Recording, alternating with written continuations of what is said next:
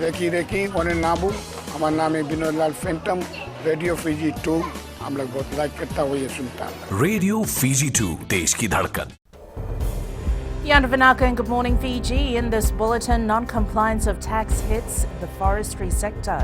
June tourism earnings declined by over 99%, and some Bethel villages enter commercial agriculture. From the studios of FBC Suva, Jackie Spate. The Fiji Revenue and Customs Service is starting to monitor activities within the forestry sector due to a lack of tax compliance. FRCS says that out of the total taxpayers who should be paying their dues in the forestry industry, only 24% lodged their income tax returns and 43% lodged their VAT returns last year. This has seen the country lose millions in tax revenue. FRCS Acting Chief Executive Fane Vave believes more revenue can be generated through the forestry sector if all operators comply with tax obligations. These statistics clearly show us that Fiji Revenue and Customs Service has much work to do to help industry better understand their responsibilities through the development of targeted compliance strategies. The Department of Town and Country Planning has received 946 applications for property investment and building permits from January to June this year. Minister Pramila Kumar says apart from this, the Bureau of Statistics report also reveals that in the first 3 months of this year, municipal councils received 408 applications, which stand at a value of $82 million. She highlights that there might be some foreign investors who have permanently invested in the country, which indicates economic growth. It's a positive sign that people are willing to invest and they are investing in their properties. And that's one way of creating employment. So we are grateful to our local investors and our Fijians who are willing to put in money into the economy. Fiji's tourism earnings for the June quarter declined by over 99%. According to the Fiji Bureau of Statistics, the earnings for the quarter stood at $4.2 million. The earnings was $300 million lower when compared to the March quarter. Earnings from our major markets, Australia, was down by 99.8% as they contributed only $500,000, while New Zealanders contributed $0.3 million to the total. Earnings from the US and China were also down by over 97%. Sambeto Village in Nadi will soon be supplying produce to the Agricultural Marketing Authority after the Momo Levu Natui Sambeto Ratatevita Mataitonga and Reverend Penny Ketembava signed their contracts yesterday. With COVID-19 also leaving many unemployed at the village, the signing is a step in the right direction. Felipe Naikaso has more. A few land that have been identified in Sambeto will now be used to plant root crops and vegetables. I can say that people are now moving into farming, which is a positive sign. They are farming mostly for their families, but with today's signing, they will earn some money. Naikorea says money earned from selling to the Agricultural Marketing Authority will also go towards their pastors.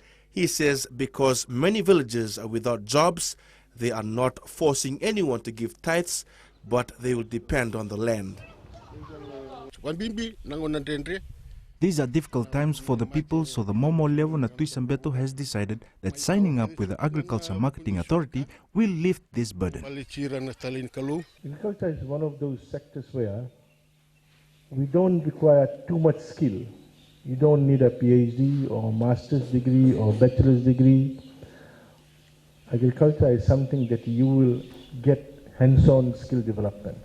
More farmers are expected to sign up with the AMA in the coming weeks. Felipe Naikaso, FBC News. Fiji's aquaculture development is still at an infant stage, and with all the available resources, the government aims to make it the best in the region. Minister for Fisheries Semi Koroilavisa made the comments while receiving aquaculture materials from the Japanese government. Japan has given materials for tilapia seed production at Nandurulolo Research Station in Kasavu, Tailevu, worth over $370,000. Koroilavisa says they want to turn the station into a state-of-the-art modern freshwater aquaculture facility. The arrival of this new tilapia hatchery equipment will boost tilapia fry production in parallel to the high demand to stock ponds around Fiji. This new equipment will boost tilapia production from 1.2 to 2.2 million and maximum direct assistance to the ordinary freshwater agriculture farmers in Fiji. Fijians are being encouraged to work together to tackle the issues associated with mental health, especially during such times. With the Mental Health Month theme of working together, psychologist Selina Kuruleva has called on the community to work together and confide in each other to help people suffering from mental health issues. Kuruleva is urging community leaders to reach out to their members.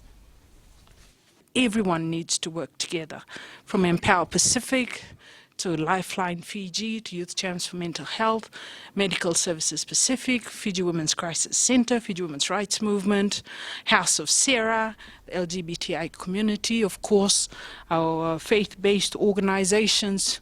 We all have a part to play and we must play. Up ahead, FRU to conduct drug tests on Saturday, and Nadi football to avoid playing catch-up football.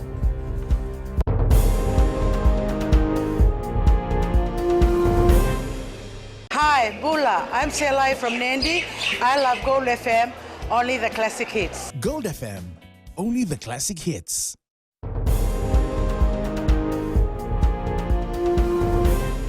The Fiji Rugby Union will commence its first round of drug tests in this week's Skipper Cup matches. FRU Chief Executive John O'Connor says they're working with the World Anti-Doping Agency on how to carry out tests on large-scale competition. O'Connor says all players found positive for using drugs will be subjected to the judicial processes and sanctions imposed by World Rugby. We are almost reaching an agreement on how we will select players and the matches that they will select. And we're looking forward to commence that process this week in the matches that they will select the matches and they will take samples from players and we will do testing.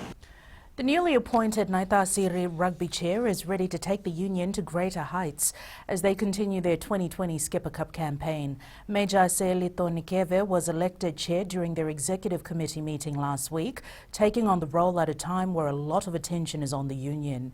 Caroline Tavi has more. The union has been under a lot of scrutiny after under-19 Naitasiri rep Karesi Maya punched a match official, and the chair hopes to improve this image. The Karesi Maya's incident was a one-off incident. It does not reflect the stand that Naitasiri Rugby Union has on how we protect our rugby officials, and it won't affect what Naitasiri will come up or will prepare for in future battles. With the incident now history, the side regroups for their Skipper Cup clash against Lautoka. For the Lautoka match, Lautoka is a very good team. They've got a very young side. They've managed to come up with the goods.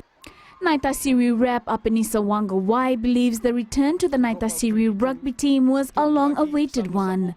The Nawairuku native says the team has changed compared to what it was 7 years ago. Well, there's been a big change. There are a lot of young guns coming up. They've really stepped up compared to the last few years. We had a lot of old players playing amongst us, and it's really hard for us to communicate with them. Lautoka will host Naitasiri at Churchill Park on Saturday at 3 p.m. Carlini Tavi, FBC Sports. The Nadi football team wants to avoid playing catch-up against current Vodafone Premier League leader Rewa during their clash this weekend. Coach KAMAL SWAMY says their comeback win against Lautoka last week was by luck. However, they do not want to repeat. SWAMY says it will be a tough match for them as Rewa have not lost a game since round 1 of the league. Yes, we don't want to chase games against big teams. We are lucky that we won against Lautoka, but the players were very confident. So, I mean, against Rewa, and then it is in Rewa, we have to see that we don't chase the game. We have to play with our game plan. The pools for the police inter-district competition has been drawn. Defending champions Police Special Response Unit has been drawn in Pool B with Eastern Division, Northern Division and Western Division 1. Meanwhile, in Pool A, the Western Division 2 is drawn with the Southern Division, Central Division and Headquarters. Acting Deputy Commissioner Ithendra Naya thanked Contiki Finance for their continuous assistance after receiving $6,478 worth of sponsorship for the tournament. We all know that the businesses are down, and certainly Contiki Finance being in the institutional or financial institutional sector, it is also having its challenges. For them coming on board and assisting us goes a long way to speak about the corporate social responsibility of this organization towards us. The tournament will be held from the 16th to the 18th of this month at the Nasova grounds in Nasese.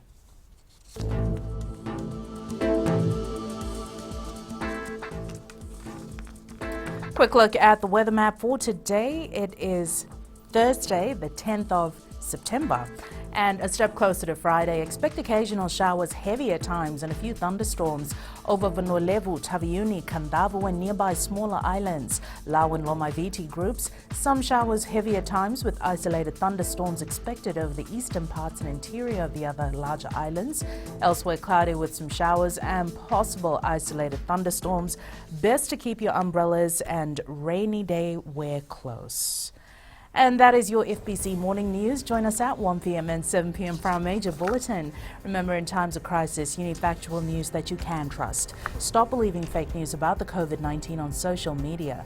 Fight misinformation by getting only the facts about the coronavirus from verified news sources like FBC's TV, radio and digital media news.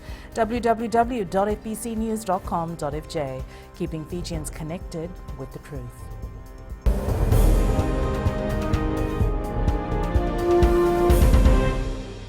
Mevan go merere te lawa, go ngai tavua, ando talita kana vararonga na Radio Fiji 1 nando mai viti. Radio Fiji 1 nando mai viti.